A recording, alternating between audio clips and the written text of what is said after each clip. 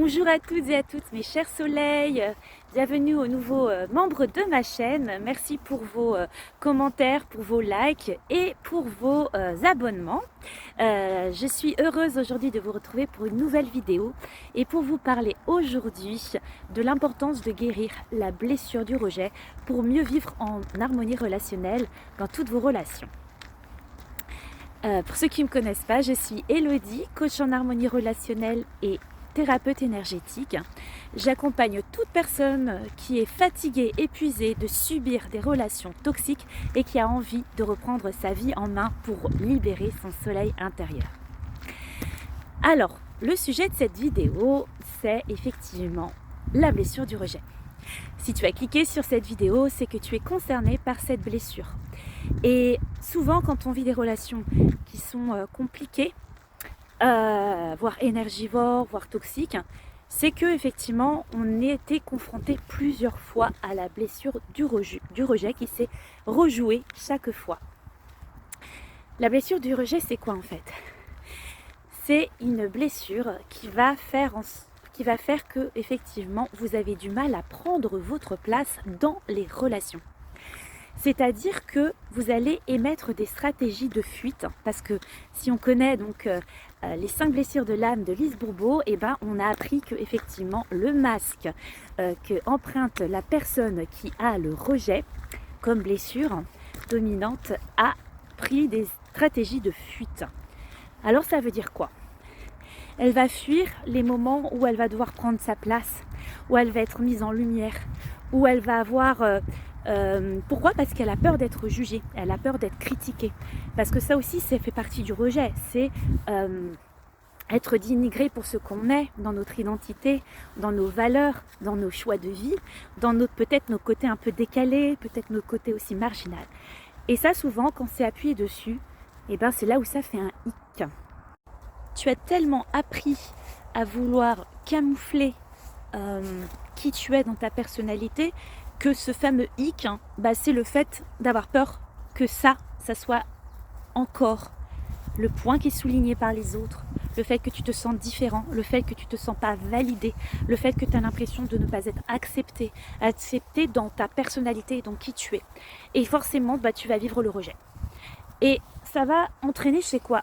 Depuis l'enfance, tu as eu envie peut-être de se suradapter à l'autre, c'est-à-dire envie de l'autre, besoin de l'autre, valeur de l'autre, fonctionnement de l'autre, parce que tu voulais être conforme à ce qui n'était pas rejetable, ce qui n'était pas peut-être dans la famille, qui était quand même une sorte de norme.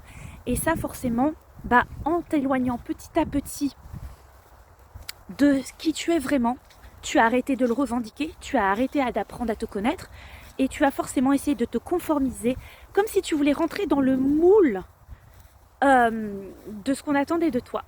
Et ça, c'est très souffrant. Et ce qui est souffrant, c'est finalement, tu sais, c'est comme quand tu es petit, vouloir mettre un triangle dans un rond, ça rentre pas. C'est pas la même forme et c'est pas fait pour. Donc du coup, voilà ce qui va être souffrant, c'est de vouloir toujours mettre un triangle dans un rond. Ou un rond dans un triangle, peu importe. C'est que tu veux essayer de mettre une forme qui ne te convient pas. Et en fait, c'est comme si tu allais mettre une personnalité.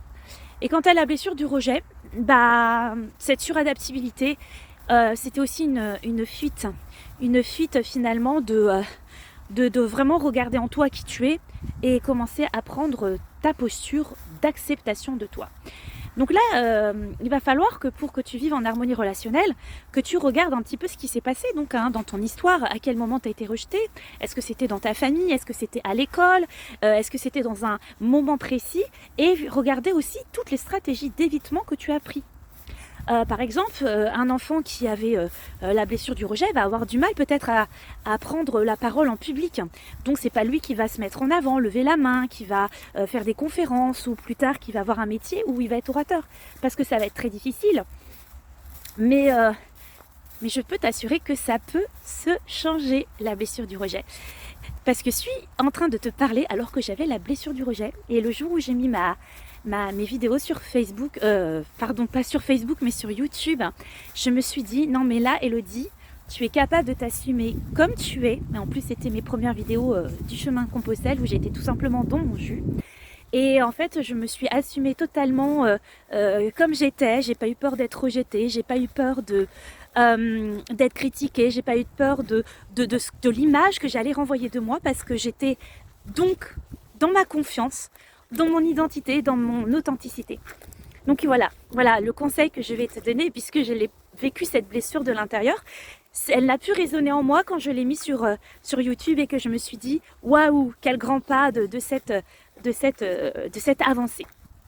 Donc ça va, voilà, dans tes relations, tu vas avoir du mal à prendre ta place. Parce que si tu as été rejeté constamment dans tes relations, et ben, tu as peur que ça recommence. Donc suradaptabilité, manque de confiance en toi, manque de connaissance de toi. Parce que si forcément tu t'es adapté aux autres, et ben, tu en perds ton identité. Donc apprendre à se connaître, ça c'est important. Un autre élément, c'est regarder aussi les émotions. Hein, les émotions, qu'est-ce qui se déclenche et à quel moment et pourquoi en fait. Pourquoi effectivement ça se déclenche. Parce que quand tu comprendras les origines, eh ben, tu pourras t'observer. Tiens, la dernière fois, finalement pour la même histoire, ça s'est pas activé. Je me suis pas sentie par exemple triste, je me suis pas sentie en colère, je me suis pas sentie rejetée, j'ai pas cherché la validation de l'autre. Et en fait, on sait déjà que ce qui devient conscient n'est plus donc dans l'inconscient et est déjà en train d'évoluer et de travailler. Donc effectivement, voilà, la blessure du rejet va faire que effectivement, tu vas vouloir être vraiment aimé et validé de l'autre. Pour apprendre à ne plus vivre le rejet, il faudra que tu apprennes à te valider toi-même. Parce que si tu cherches toujours la validation à l'extérieur, c'est-à-dire que tu mets de l'importance et que tu donnes à l'autre ce pouvoir sur toi, ce pouvoir de critique, de validation, d'acceptation de toi. Et en fait, ce que tu dois cultiver à l'intérieur, c'est l'amour de toi, l'estime de toi, l'acceptation de toi, l'acceptation de qui tu es dans toute ton authenticité et toute ton identité. Donc voilà, c'est apprendre à, quand tu fais quelque chose, en fait, à qui ça doit résonner, à qui ça doit faire plaisir. C'est moi en fait. Si moi ça me correspond, si moi j'ai envie de faire ça, et si moi j'ai envie de dire en lever la main dans une conférence, moi je fonctionne comme ça, en fait, je dois chercher cette reconnaissance intérieure. Si je la cherche toujours à l'extérieur, et là, je vais toujours être dans la blessure du rejet. Parce que si l'autre ne me valide pas, si l'autre ne me reconnaît pas, et dans mon travail, et dans mon couple, et dans quoi que ce soit, c'est que j'ai mis à l'extérieur ce problème-là. Donc, reconnais-toi toi-même, aime-toi toi-même, et tout part de soi. Donc, c'est en connaissance de cause que je sais à quel point cette blessure est très souffrante. Elle nous empêche de prendre nos 50% de notre part d'action dans la relation. Et effectivement, si tu as besoin d'aide, sache que je peux t'accompagner. Je peux t'accompagner en coaching à justement reprendre ta posture intérieure, c'est-à-dire à tout simplement prendre et incarner totalement tes relations. En fonction de qui tu es, donc en assumant tes valeurs, ton authenticité, ton identité, et surtout en essayant de guérir cette part de toi qui à l'intérieur a été abîmée.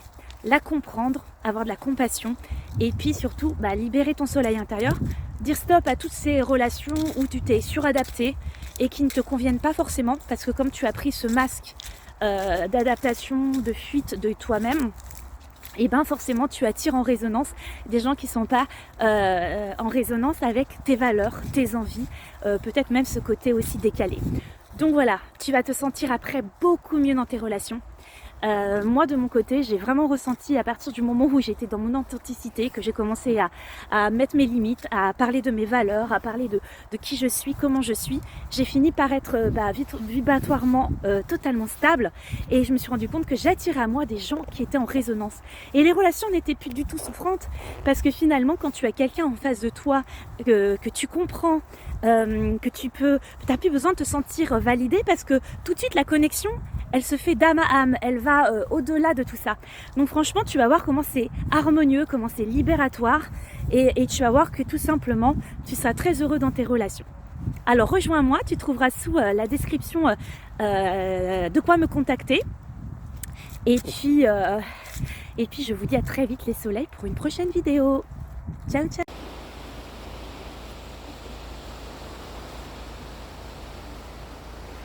Péniche à l'écluse de la Marmerin de Rachtet. L'écluse de Rachtet.